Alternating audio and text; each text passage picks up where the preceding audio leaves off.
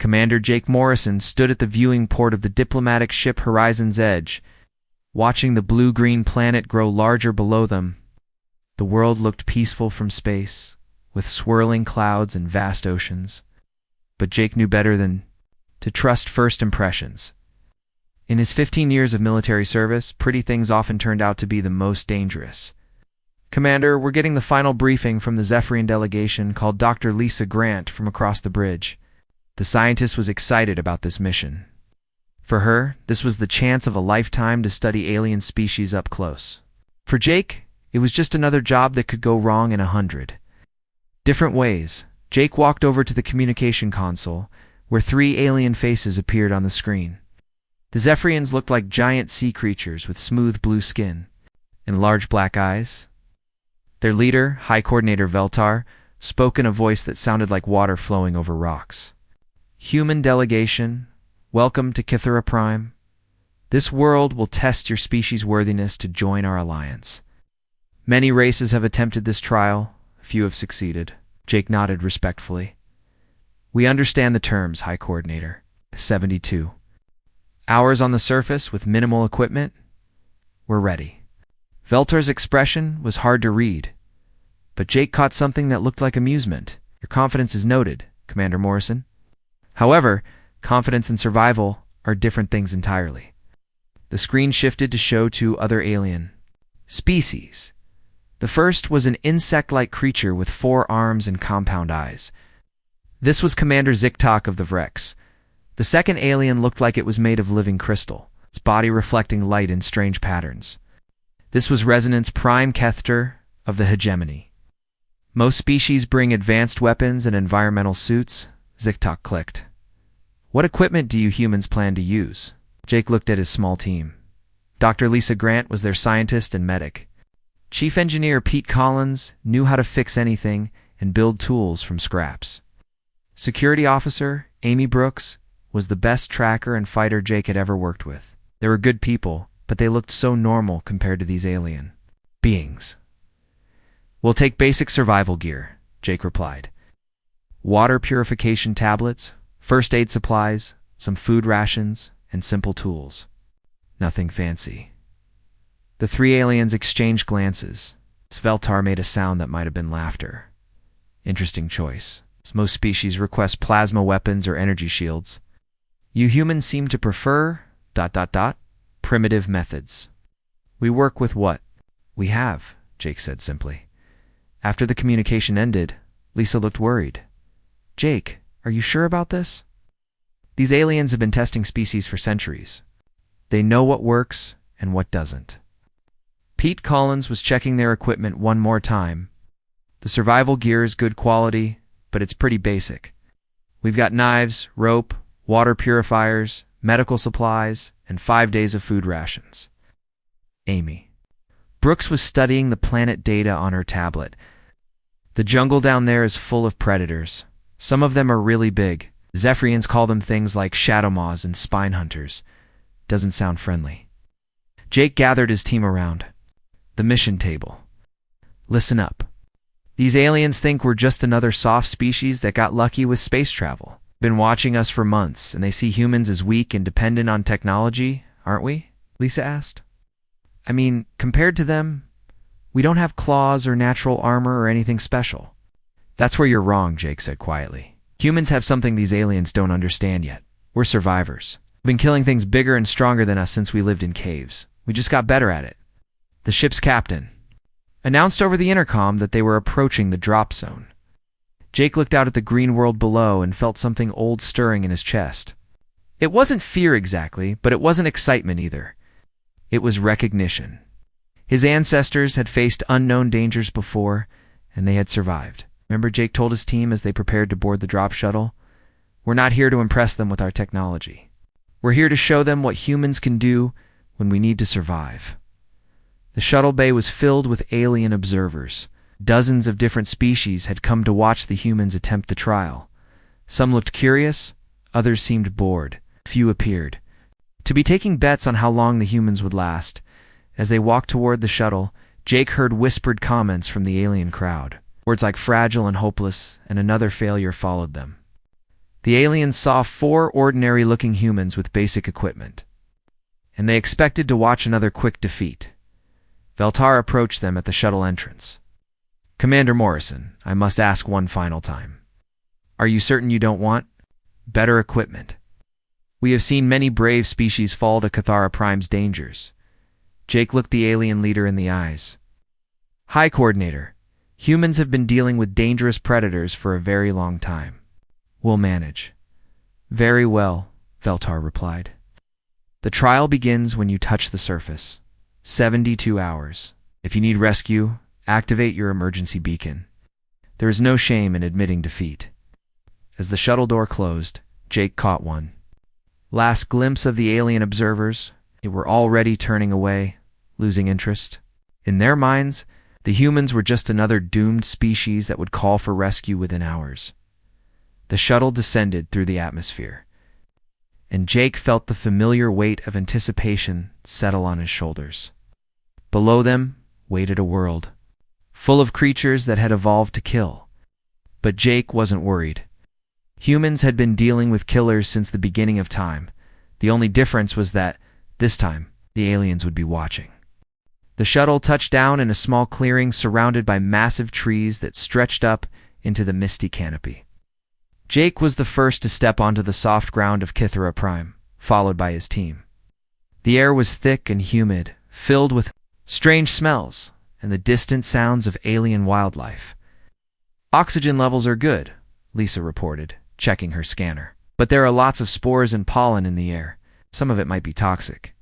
Pete immediately started looking around the landing site. "Good spot for a base camp. We've got water nearby, and this clearing gives us room to see anything coming." Amy was already moving to the edge of the clearing, studying the ground. "Something big has been through here recently. Look at these tracks." She pointed to deep gouges in the earth that looked like claw marks. Jake surveyed their new home for the next 3 days. The jungle was alive with sounds chirping, growling, and clicking. Noises that came from everywhere and nowhere. Bright flowers glowed with their own light, and vines moved slowly even when there was no wind. "First priority is shelter," Jake decided. "Then we secure our perimeter and find fresh water." Above them, hidden in orbit, the alien observers watched. Through their advanced monitoring systems, Eltar sat in his command chair, sipping a drink that looked like liquid silver. Around him, other aliens were making small bets on when the humans would give up. "Look at them," commented a Rex officer. "They're not even afraid. Don't they understand what lives down there?" "Ignorance," replied Kethter, the crystal being. "Most species panic when they first encounter Cathara's ecosystem. These humans seem almost calm." Veltar watched Jake directing his team with quiet efficiency. Perhaps they simply don't comprehend the danger. We shall see how long their composure lasts. On the surface, the humans worked quickly to establish their camp. Pete used their small tools to cut branches and weave them together, creating a shelter that would keep out rain and small creatures. Lisa collected samples of local plants, testing them for useful properties or dangerous toxins. Amy moved through the jungle like she had been born there. She found animal trails, water sources, and most importantly, signs of the predators that called this place home. She returned to camp with disturbing news. "We're in someone's territory," she told Jake, quietly. "Something big lives here. Really big. The claw marks are everywhere, and they're fresh." "How big?" Jake asked. Amy held her hands apart to show the size of the claw marks. "At least 12 feet tall, maybe more. Moves quietly for something that size. It's been watching us since we landed." Jake nodded. He had felt eyes on them since they arrived, that old military instinct that kept soldiers alive. "Any idea what it is?" Lisa looked up from her plant samples. "According to the planetary data, this area is home to something called a shadow maw.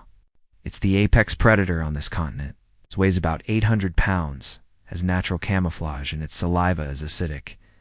"Great," Pete muttered. "A giant invisible monster with acid spit. Just what we needed." As the first day passed, the humans adapted to their environment with surprising speed. They found edible fruits and clean water. Pete rigged early warning systems using salvaged electronics from their shuttle supplies. Amy mapped the local area and identified escape routes and defensive positions. The alien observers began to take notice. This wasn't the panicked scrambling they usually saw from new species. The humans moved with purpose and intelligence, like they had done this before. Interesting, Veltar mused.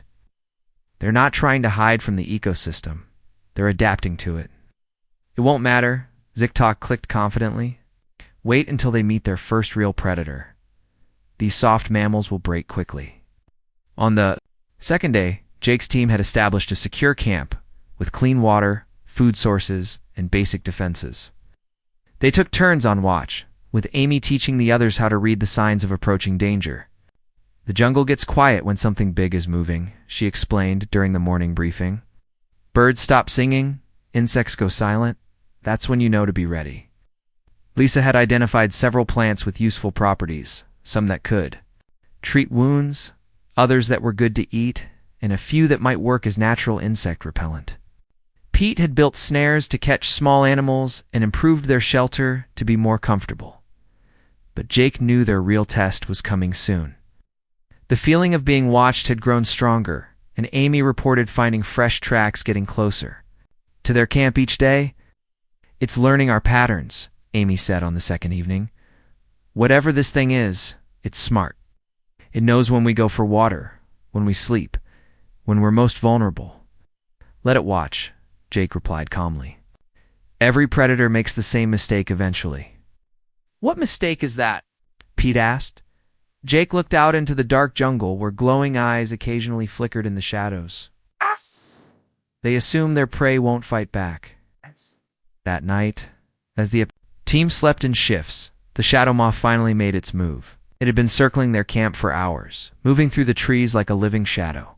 The creature was patient, intelligent, and completely confident in its ability to kill these strange new animals. Up in orbit, alien observers leaned forward as their sensors detected the massive predator approaching the human camp. This was the moment they had been waiting for, the inevitable encounter between the apex predator of Cathara, Prime, and another species that thought it could survive in its domain. Finally, Ziktok said with satisfaction, "Now we'll see what these humans are really made of." The shadow maw circled closer, its camouflaged hide making it nearly invisible in the jungle darkness. It had killed hundreds of creatures in this forest. These 4 small mammals would be no different, or so it thought. Jake woke up before dawn on the third day with that familiar feeling crawling up his spine. Something was wrong. The jungle was too quiet. Even the insects had stopped their constant buzzing. He lay still in their shelter, listening to the silence, and feeling the weight of invisible eyes watching them. Amy was on watch duty. Crouched near the edge of their camp with her back to a large tree, she caught Jake's eye and held up 3 fingers, then pointed into the darkness. Something big was moving out there, just beyond their sight. Jake carefully woke Pete and Lisa without making any noise. Years of military training had taught him how to move silently when death was nearby. His team was ready within seconds, each of them understanding the danger without needing words. The shadow maw had been watching them for 2 days, learning their habits. It knew that the humans went to the stream every morning for fresh water. It knew that only one of them stayed awake while the others slept. It had decided that dawn would be the perfect time to attack. Up in orbit, the alien observers watched, their screens with growing interest. Their sensors showed the massive predator moving closer to the human camp. Veltar leaned forward in his chair, finally seeing some real action after 2 boring days of watching humans build shelters and collect plants. "The shadow maw is making its move," announced a Vrex technician. "Estimated time to contact." "Minutes. About time," muttered Ziktok. Was beginning to think these humans might actually be competent. Kethter's crystal body flickered with light patterns that showed excitement. This should be instructive. Few species survived their first encounter with a shadow maw. The surface, Jake made quiet hand signals to his team. Amy would stay with Pete and Lisa near the shelter. Jake would go to the stream alone as he did. Every morning, if the predator was going to attack, it would come for him first. "Jake, no," Lisa whispered. "We should stick together. If we all go, It might take all of us, Jake replied softly. This way, you three have a chance to escape. If things go bad, Amy looked at him with understanding in her eyes. She had seen that expression on Jake's face before, during their military days. It was the look of a man who was about to do something very dangerous and probably very stupid. But it was also the look of someone who knew exactly what he was capable of. Jake took his water containers and walked toward the stream, moving with the same casual pace he had used for the past 2 days. To any observer, he looked relaxed and unaware of the danger. But his muscles were coiled like springs. His mind was calculating distances and escape routes. The Shadow Maw watched him approach. The creature was magnificent and terrible. Feet of muscle, claws, and killing instinct. Nice. Its hide shifted colors to match the jungle around it, making it nearly invisible even when it moved. Acidic saliva dripped from its massive jaws, burning small holes in the leaves where it fell. Jake knelt by the stream and began filling his water containers. The alien observers held their breath, watching the drama unfold on their screens. Predator was less than 20 feet away now, moving through the undergrowth like a living shadow. The human has no idea, someone whispered on the alien command deck. But Jake knew exactly where the Shadow Maw was. He could smell its musky scent, hear the soft sound of its breathing, feel the vibration of its footsteps through the ground. He had been hunting and being hunted since he was 18 years old. This was just another day at the office. The Shadow Maw gathered itself for the killing leap. Its powerful legs coiled beneath it, ready to launch 800 pounds of fury. At the unsuspecting human, it opened its massive jaws, revealing teeth the size of daggers. Then it attacked. The creature exploded from the jungle like a missile, covering 20 feet in a single bound. Its claws were extended, its jaws wide open, death incarnate falling. From the sky, Jake moved. He didn't run or try to dodge. Instead, he did something that surprised everyone watching. He stepped toward the attacking predator. At the last second, he threw himself to the side and rolled, letting the Shadow Maw's momentum carry it past him and into the stream. The alien observers sat up in their chairs. This wasn't the panicked flight they expected to see. "What is he doing?" Veltar asked, genuinely confused. The Shadow Maw landed in the shallow water with a tremendous splash. It was surprised but not hurt. No prey had ever deliberately moved toward it during an attack. The creature spun around, its camouflage shifting to match the rocky stream bed. Jake was already moving again. Instead of running away from the monster, he grabbed a large rock from the stream bank. The Shadow Maw lunged at him again, and Jake swung the rock with all his strength, connecting with the side of the creature's head. The impact sent shockwaves up Jake's arms, but it also sent the Shadow Maw staggering sideways. The predator had never been hurt by prey before. It shook its head, confused and angry. "Impossible," breathed Ziktok. "No species fights a Shadow Maw with rocks." But Jake wasn't done. As the creature recovered from the first blow, he was already moving to a better position. Years of combat. Training kicked in, overriding the civilized part of his mind. This wasn't Commander Morrison the diplomat anymore. This was something older and much more dangerous. The Shadow Maw circled him, its movements more cautious now. It had learned that this prey was different from the others, but it was still confident in its superior size and strength. 800 pounds of muscle and claw against one small human seemed like easy odds. The creature didn't understand that it was no longer hunting prey. It had become the target of something that had been perfecting the art of killing for millions of years. Of evolution. Jake picked up another rock and smiled. It wasn't a nice smile. The Shadow Maw lunged again, this time aiming low to avoid another rock to the head. Its massive claws swept toward Jake's legs, trying to knock him down where it could use its weight advantage. But Jake jumped backward, using his smaller size. To stay mobile, the alien observers watched in stunned silence as the human continued to fight instead of running or calling for rescue. This wasn't how these encounters usually went. Most species either froze in terror or tried to flee. None of them had ever seen prey that fought back with such determination. "Get the rescue team ready," Veltar ordered, though his voice sounded uncertain. This human is either very brave or very stupid. Both, I think, replied Kefter, his crystal body pulsing with confused light patterns. Down by the stream, Jake was learning about his opponent.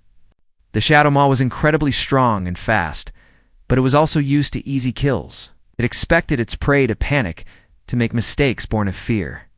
Jake's calm, calculated responses were confusing the creature. The predator tried a different approach. It reared up on its hind legs, using its full 12-foot height to intimidate the small human. Its acidic saliva dripped down, sizzling when it hit the rocks. Then it brought both front claws down in a crushing blow that should have ended the fight. Jake rolled to the side, but not quickly enough. One of the claws caught his shoulder, tearing through his shirt and leaving 3 deep cuts across his back. The pain was immediate and sharp, but it also did something else. It made Jake angry. Up until now, Jake had been fighting defensively, trying to avoid the creature's attacks. But the smell of his own blood triggered something deeper in his mind, something that remembered when humans were the most dangerous predators on Earth. The Shadow Maw saw the blood and pressed its attack, thinking victory was close. It snapped its massive jaws at Jake's head, missing by inches. Jake grabbed onto the creature's lower jaw with both hands, his fingers finding purchase on the slippery hide. The alien observers leaned forward in their seats. What was the human doing? Jake pulled himself up, using the Shadow Maw's jaw as a handhold. Creature could react. He drove his knee into its throat with all the force he could manage. The impact made the predator gag and stumble backward. Possible, whispered a Vrex officer. The human is attacking it directly, but Jake wasn't finished. As the Shadow Maw recovered from the throat strike, Jake jumped onto its back. The creature tried to buck him off like an angry horse, but Jake wrapped his arms around its thick neck and held on. The Shadow Maw thrashed wildly, crashing through the undergrowth and slamming into trees. Jake's world became a blur of motion. As he rode the enraged predator through the jungle, branches whipped at his face and body, but he maintained his grip. The creature tried rolling onto its back to crush him, but Jake had expected that.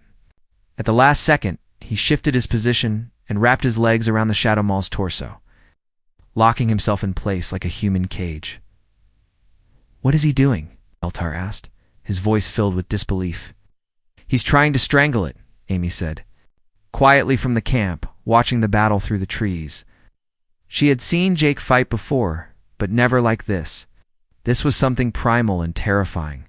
The Shadow Maw's struggles became more desperate as Jake tightened his grip around its throat. The creature had never encountered anything like this. Prey wasn't supposed to climb onto predators. Prey wasn't supposed to fight back at all. Jake could feel the powerful muscles in the creature's neck working against his arms. The Shadow Maw was incredibly strong, but Jake had leverage and technique on his side. More importantly, he had the patience to maintain the hold even as the creature thrashed and fought.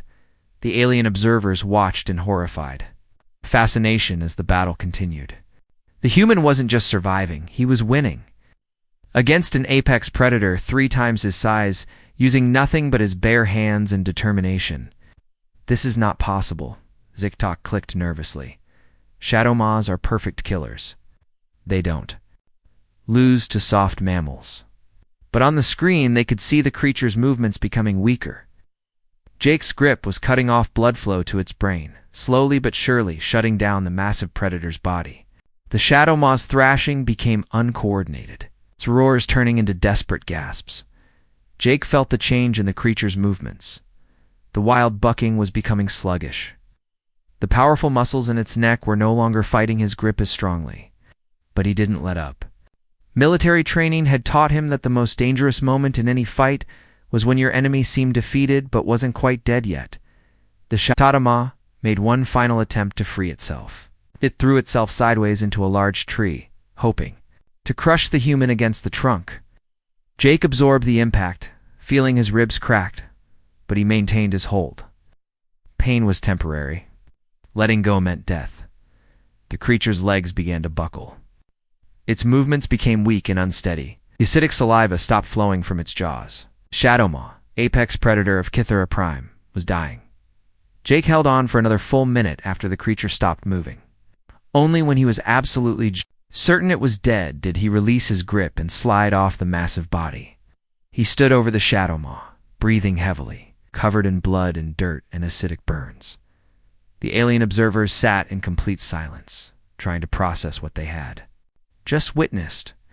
A human had just killed the most dangerous predator on Kithara Prime, there moving nothing but his bare hands and a technique that seemed to come from pure instinct. Jake looked down at the dead creature, then began systematically checking it for useful materials. He showed no emotion, no celebration, no trauma. Just the calm efficiency of a predator who had secured his next meal. In orbit, Veltar finally found his voice. "Get me a full biological scan of these humans," he ordered quietly. "Think we may have seriously underestimated what we're dealing with?" Jake knelt beside the dead Shadowmaw and began working with his knife. His movements were calm and practiced, like he had done this many times before. He cut through the tough hide, removing useful pieces of meat and saving the creature's claws and teeth. Nothing was wasted. Lisa approached carefully, carrying their medical supplies. "Jake, you're hurt." "What?" "Let me look at those wounds." "In a minute," Jake replied without looking up from his work. "Need to process this meat before it spoils? The climate here makes everything rot quickly." Amy and Pete watched from a distance, both of them struggling to understand what they had just witnessed. They had served with Jake for years, but they had never seen him like this. The diplomatic commander was gone, replaced by something much older and more dangerous. "Is he okay?" Pete whispered to Amy. "I don't know," Amy replied honestly. "I've never seen anyone fight like that. He killed that thing with his bare hands." Up in orbit, the alien observers were having emergency meetings. The footage of the fight was being analyzed by experts from a dozen different species. None of them could explain what they had seen. Veltar stood before a large screen showing frozen images from the battle. "How is this possible? Shadowmaws have killed representatives from 12 different species. They are perfect predators." "Apparently not," said Ziktok, his voice troubled. The human showed no fear, no panic. He fought like he had done it before. Kethter's crystal body was pulsing with rapid light patterns that showed deep concern. Look at this analysis. The human's heart rate actually decreased during the fight. Most species panic when facing death. This one became calmer. A hegemony. Scientists projected new data onto the screen. "We've been studying human biology since they achieved spaceflight. They evolved as persistence hunters on their homeworld. They would chase prey animals for days until the prey collapsed from exhaustion. But this was different," Veltar argued. "This was direct combat with an apex predator," the scientist continued. "And according to their history, humans have been killing apex predators for thousands of years. They hunted creatures called mammoths that were much larger than shadowmaws. They did it with primitive weapons and group tactics." Ziktok clicked his mandibles nervously. "Are you saying that humans are natural predators?" "I'm saying that humans are the apex predators on their world. They killed everything else and took over the entire planet." Down on the surface, Jake had finished processing the Shadowmaw's meat. Lisa was cleaning his wounds with antiseptic, shaking her head at the damage. "These cuts are deep, but they're clean," she said. "The acidic saliva actually cauterized some of them. You're lucky it didn't burn through to the bone." Jake winced. As she worked, "How much time do we have left?" "About 18 hours, Pete replied, checking his watch. "Think they'll let us leave early after?" That Jake looked toward the sky where he knew the alien ships were watching. "No, they want to. See what else we can do?" This was just the beginning. He was right. In orbit, the Alien Council was debating furiously about what they had witnessed. Some wanted to end the trial immediately and welcome humans into the Alliance as equals. Others were arguing that any species capable of such violence was too dangerous to trust. "Think about what we just saw," Veltar said to the assembled delegates. A single human killed a Shadowmaw with no weapons, no armor, no advanced technology. Just his hands and his mind. "Exactly my point," replied a hegemony representative. "If one human can do this, what could a million humans do? What could a billion of them accomplish if they decided we were their enemies?" But they could also be valuable allies, argued Rex Commander. We're facing threats from the machine races at the galaxy's edge. We need warriors who can fight without depending on technology. The debate continued for hours while Jake's team settled in for their final night on Cathara Prime. Jake had used the Shadow Maw's hide to improve their shelter and its meat to ensure they would have plenty of food. The other predators in the area had smelled the dead apex predator and decided to hunt elsewhere.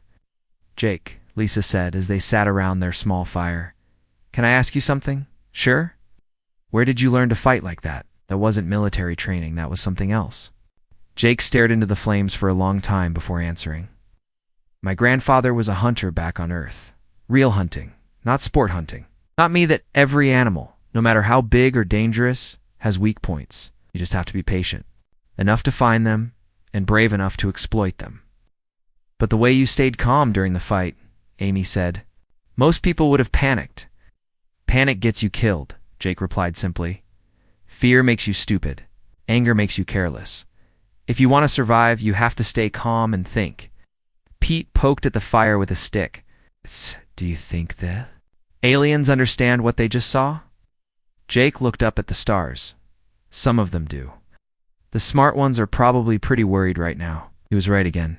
In the Zephyrian command ship, Veltar was reviewing the human service records that Earth had provided. What he found there made him even more concerned.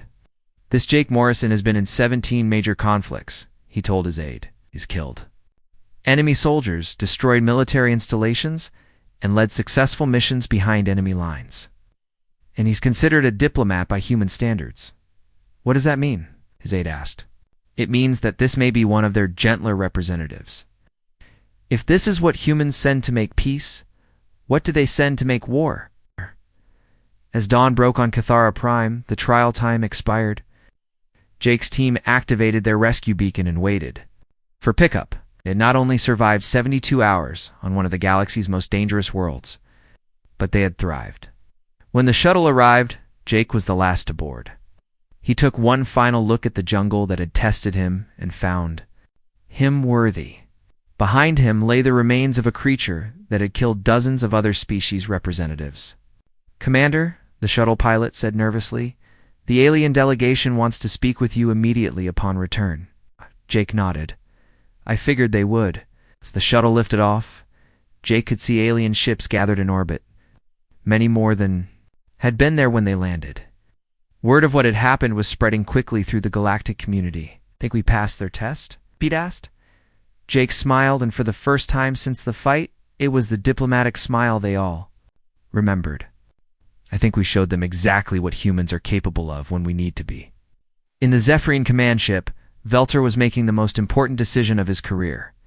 After hours of debate, he had reached a conclusion about humanity's place in the galaxy.